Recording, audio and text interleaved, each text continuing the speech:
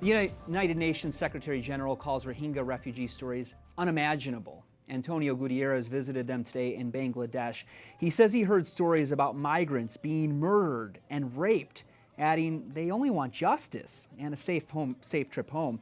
700,000 Rohingya have crossed the border to Bangladesh. They're escaping violence at the hands of the military. And persecuted Catholics in Myanmar also face growing problems.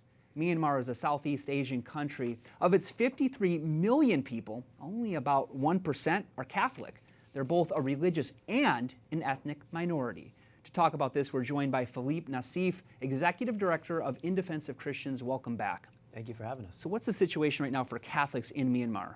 So right now, the situation for Catholics and Christians across the board in Myanmar is really deteriorating quite rapidly.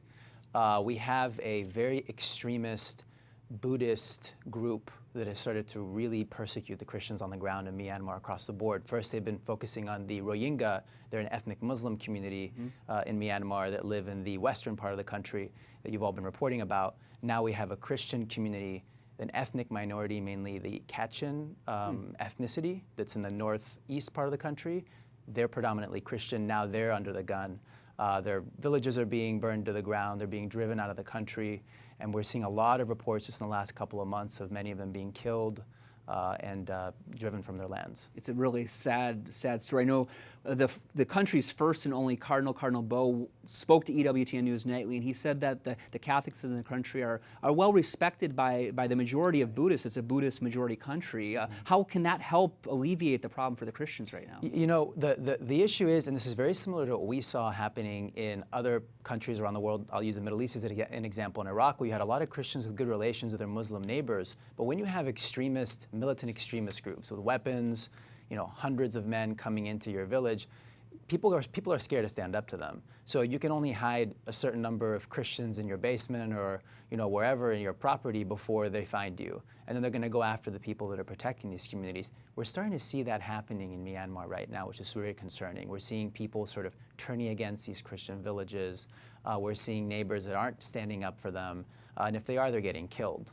Because as you can see, it doesn't really matter what religion you are in Myanmar, apparently, whether you're Muslim or you're Christian, whatever, you're getting targeted by these extremist Buddhist groups, and that's the problem. So sad. And I know last year, I believe Pope Francis visited Myanmar. I'm just wondering how Christians can really help ease this ongoing persecution, if they can do anything at all. Sure. I mean, I think that Pope Francis visiting sort of shed light on the fact that there are even Christians in Myanmar to begin with. 1% of the population, right? 1% of the population, and they've been there since 1548. I mean, some of the first Portuguese missionaries went to Myanmar and found a population that was very, very much, that loved hearing the gospel, and some of them converted, and these communities have been in existence ever since.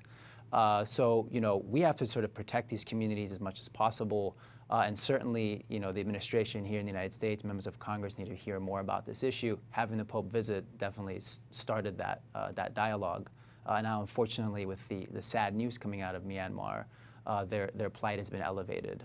And it's just such a confusing issue because you've also got the persecution of the Rohingya going on as well. Right. And all eyes are on that. And now you're bringing light to the fact that Catholics are being persecuted as well, which is really shocking as well. Right. I'm just wondering, as you consider your organization particularly advocates and has been doing a lot of advocating and lobbying on behalf of the Christians in the Middle East. Now you're focusing on Southeast Asia. I mean, this is a totally new realm for you, right? It is. Well, we're still focused on the Middle East exclusively, but the thing is that with Myanmar, there are very few people that are talking about the Christian persecution in particular. We've heard a lot about the Rohingya, that again are a Muslim population in Myanmar, the minority.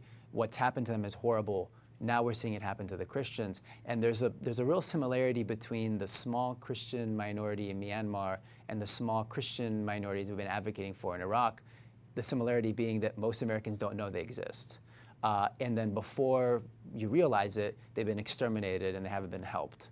So we stepped up to the plate. There's a coalition of faith-based international religious freedom organizations that are coming together to highlight the plight both of the Rohingya and the Christian population in Myanmar, and we're going to make sure that we're there by their side to sort of elevate these issues and come up with some solutions. Thanks for bringing that to our attention. I appreciate it very much. Philippe Nassif, Executive Director of In Defense of Christians, thanks so much. Thank you.